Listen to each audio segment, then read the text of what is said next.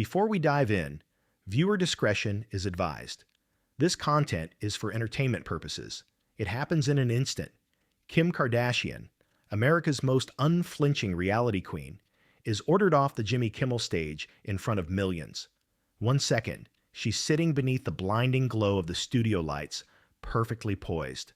The next, she's rising, eyes flashing with fury. Every step is punctuated by the gasps of a stunned audience. The crowd can't believe what they're witnessing. This is no playful skit, no scripted gag for late-night laughs. This is raw. This is unscripted. And it is brutal. Jimmy's voice cuts through the thick air, steady but sharp. Kim, maybe it's best if you leave. The silence that follows is deafening, broken only by the creak of her chair sliding back. Viewers at home sit frozen. In the studio, you could hear a pin drop. The cameras capture every detail. The cold shimmer of Kim's diamond earrings, the set's bright neon backdrop trembling with tension, the way her jaw clenches before she finally turns. When the heavy studio door slams behind her, it's like the closing of a vault. An entire chapter of late-night television history has just been sealed shut. But to understand how the night spiraled into chaos, we need to rewind. Because only moments earlier, the scene was painted in laughter, applause, and nostalgia. What began as a sweet reunion between host and guest would twist into one of the most explosive confrontations late-night TV has ever seen. The night begins like any other star-studded late-night spectacle. The band plays, lights shimmer across the set, and the crowd rises to its feet as Jimmy Kimmel announces her name, Kim Kardashian. She glides onto the stage, dazzling in a tailored dress, smiling that carefully perfected smile. The audience erupts, applause echoing like rolling thunder through the studio.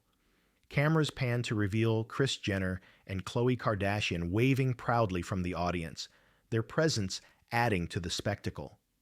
It's a family affair. Jimmy beams as Kim takes her seat. "Welcome back to the show. I always love it when you come on," he gushes, his voice dripping with familiarity. "The chemistry is undeniable." He goes on, "You're always so fun, and everyone loves you. My whole staff, everyone, says she's the best. I love her so much." Kim laughs, returning the warmth with practiced ease. "I love coming on," she says, almost glowing under the adoration. The studio pulses with applause once again. For a moment, it feels effortless, charming, like two old friends catching up. Then Jimmy leans in, eyes twinkling mischievously. "Do you remember back in the late-night days on St. Patty's Day? We all went to a bar together." Kim tilts her head, her lips curling into a smile. "Yes, we had finger puppets. I do remember that." Jimmy bursts into laughter. "You were always supportive of me, always there, even back then." It's a moment soaked in nostalgia. The audience swoons at the playful banter, imagining a younger Kim in a crowded bar, clutching finger puppets, laughing with the same man now sitting across from her under the spotlight. The sweetness of that memory paints the scene in glowing colors. The warmth only grows as Jimmy recalls Kim's recent comedic triumphs. He praises her Saturday Night Live cameo, the cold open sketch with Kristen Wiig, the unexpected boldness she showed standing alongside comedy legends. Kim's voice is steady and confident as she replies, "I oddly don't get nervous, ever."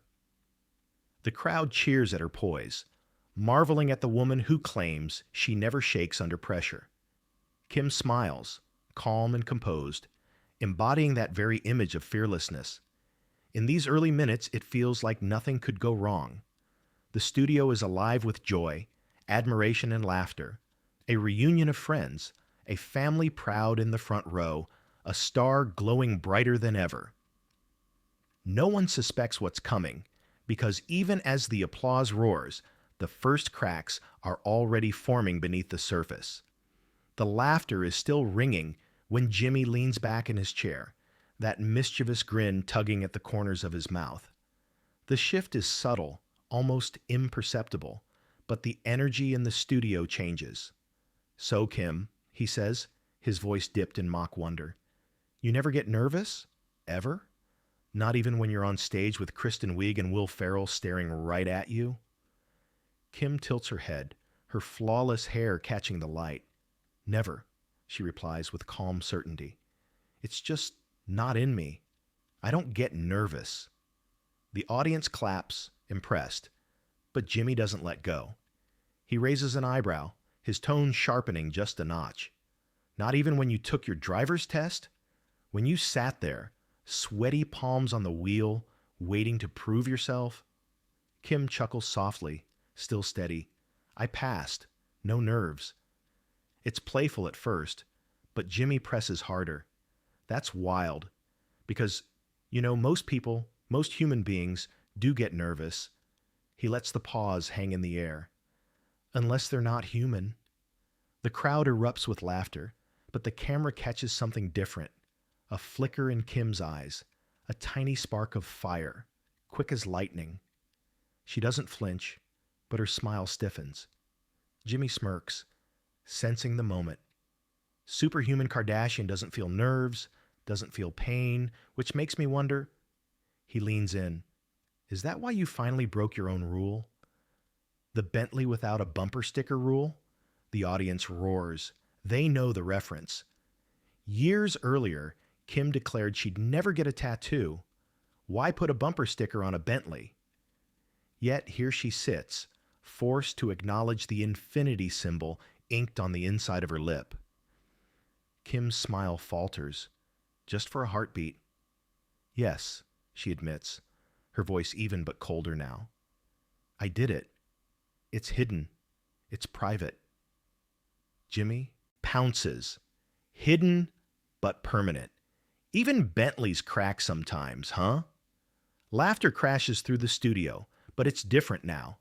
Sharper, louder, almost mocking.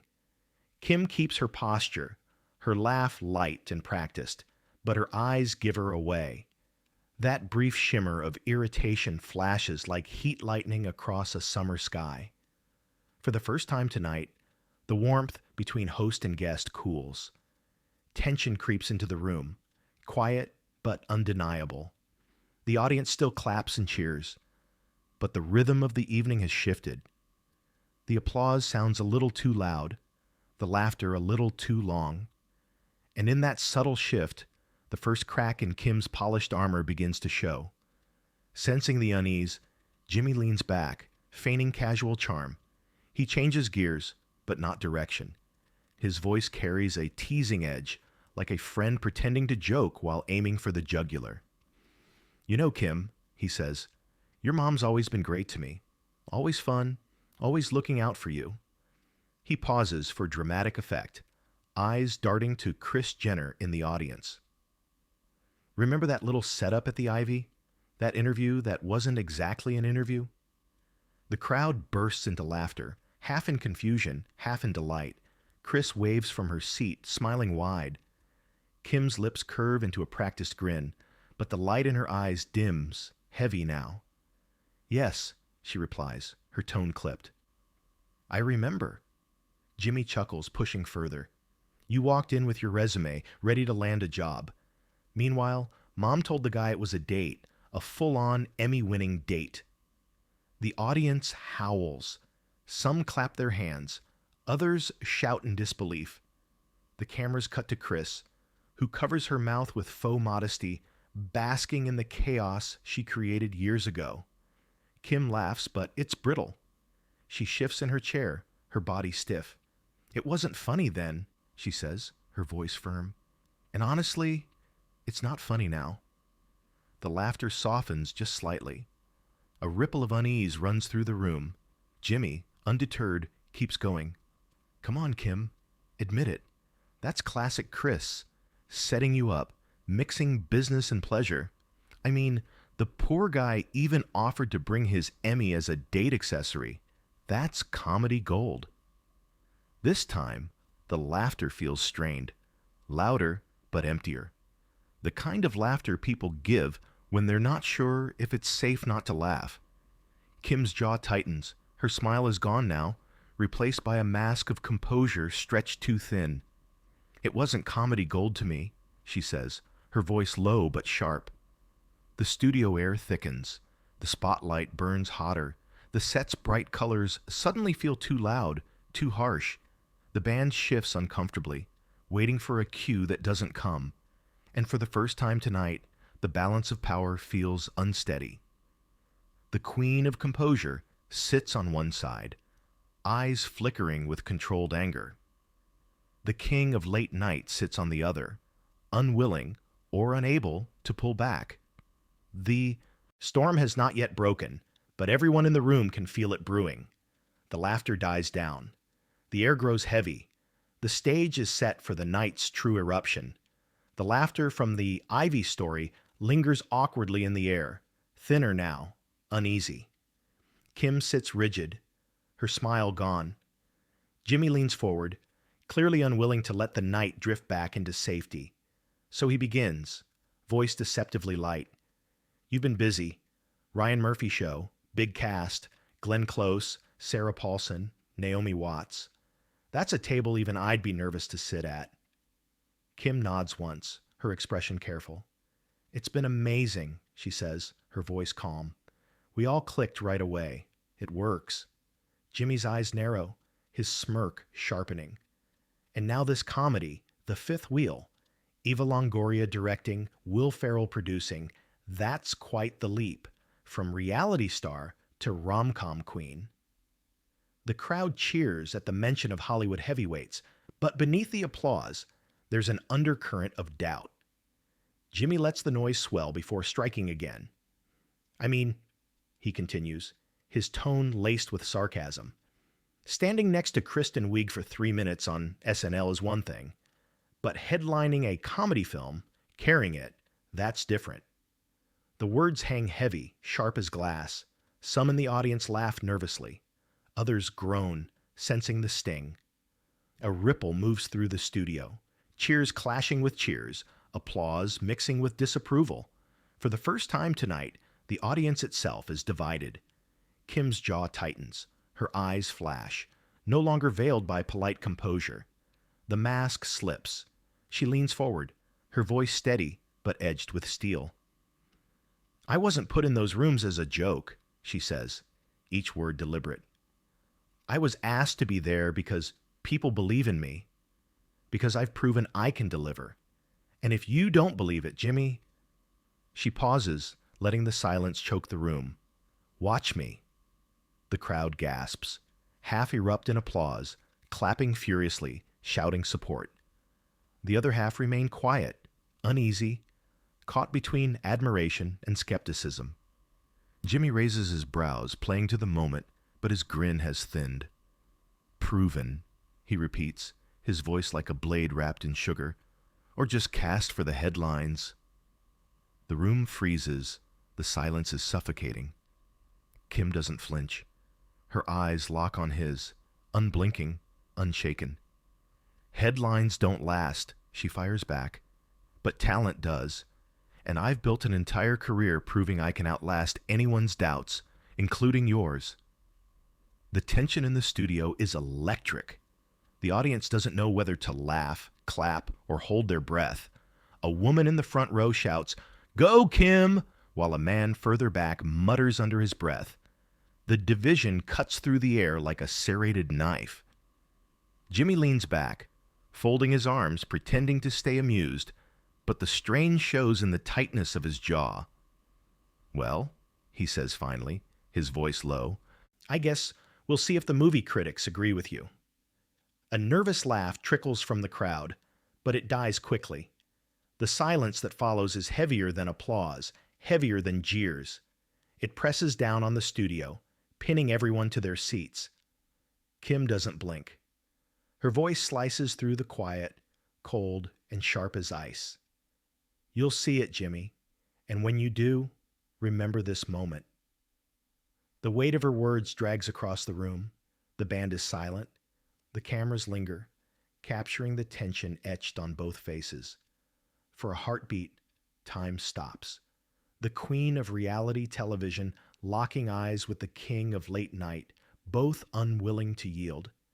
Then the crowd erupts louder than before, louder than the show has been all night, half in cheers, half in disbelief. Some stand, clapping and shouting Kim's name. Others shake their heads, muttering about arrogance. The audience is no longer united. It's fractured, split down the middle.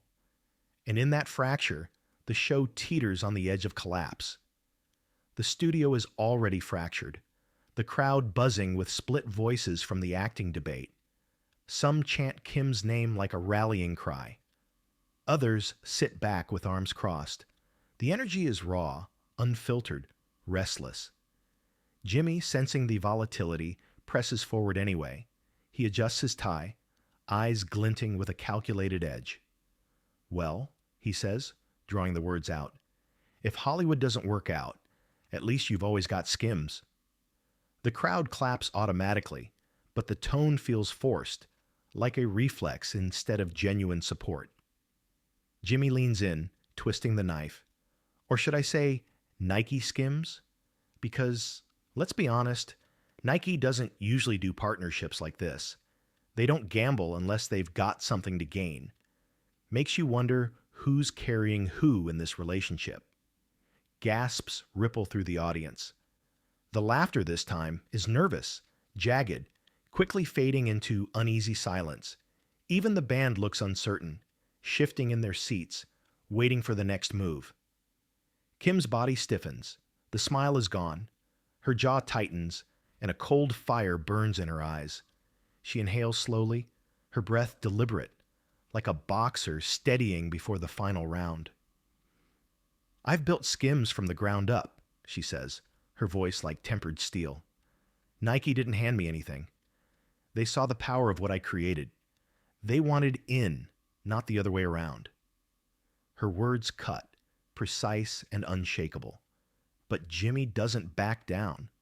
He smirks, his voice dripping with mock innocence. Of course. I mean, people were buying Nike long before Skims came along.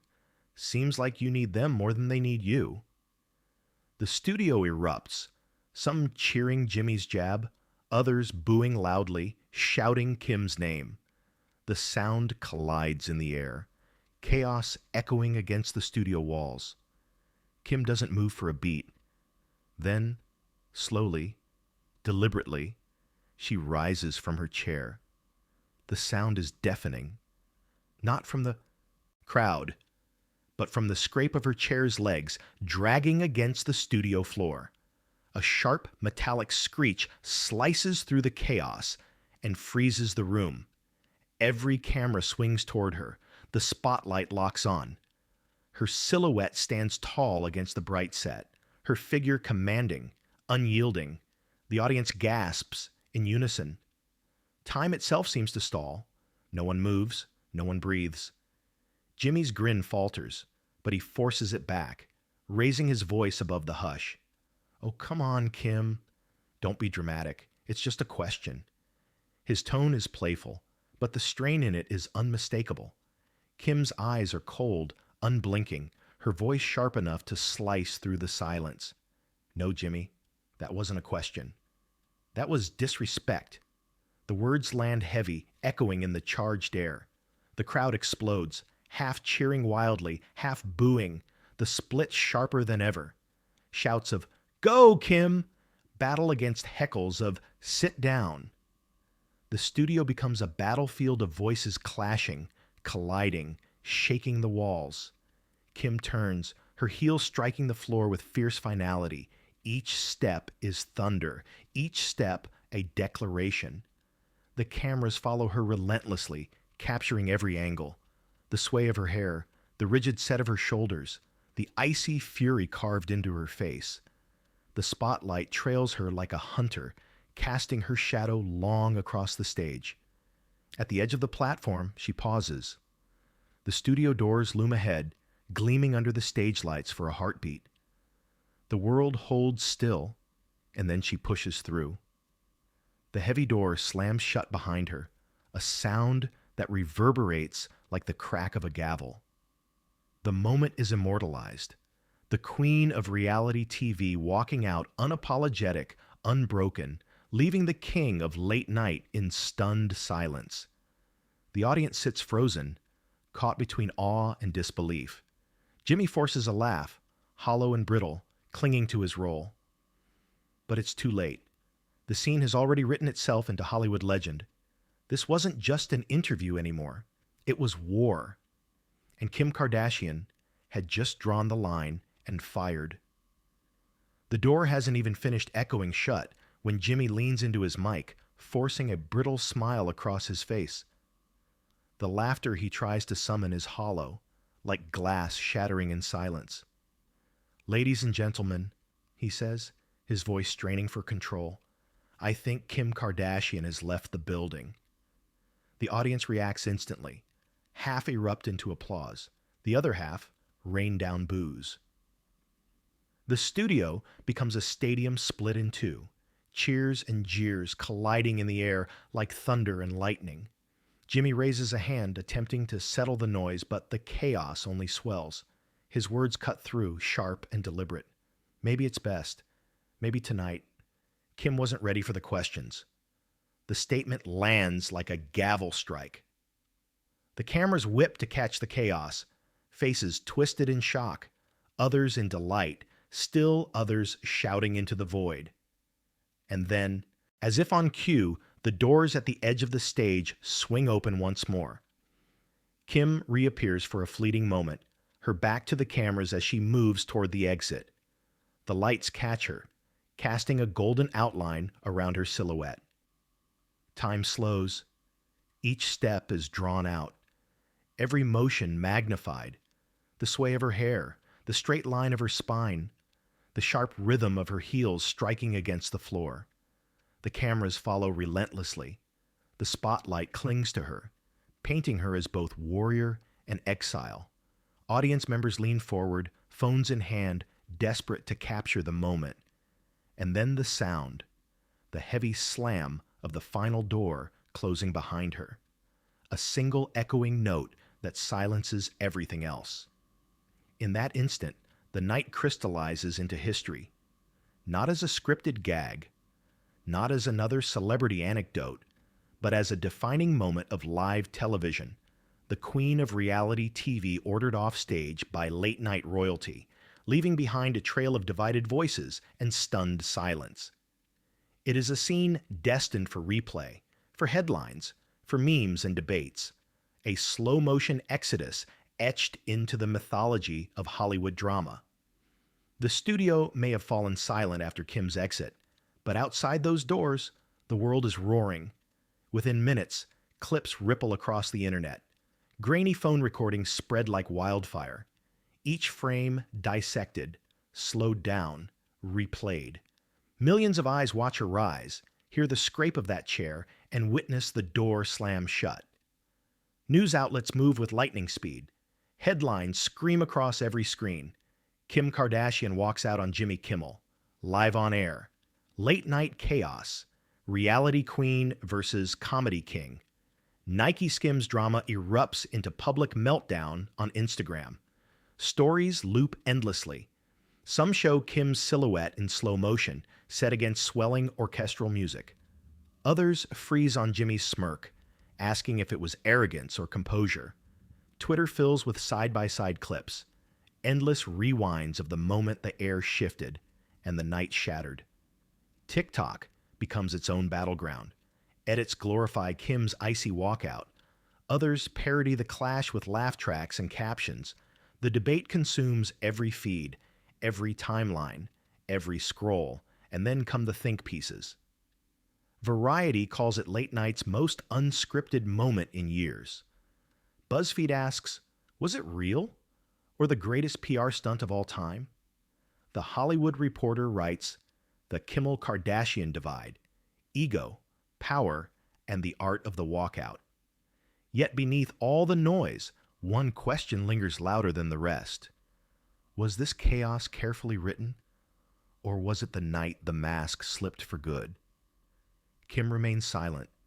No tweets, no statements, No Instagram captions, just that single unforgettable image burned into memory. The flawless figure in the spotlight, walking away, the sound of the door still echoing like a final verdict.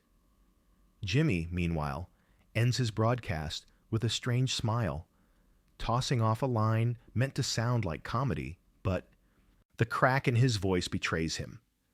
The king of late night no longer looks untouchable, and so the aftershock rolls on. Screens keep replaying the moment. Commentators keep debating the truth. Fans keep choosing sides. But in the heart of Hollywood, one truth is undeniable. A new legend has been written, live and unfiltered, before the eyes of the world.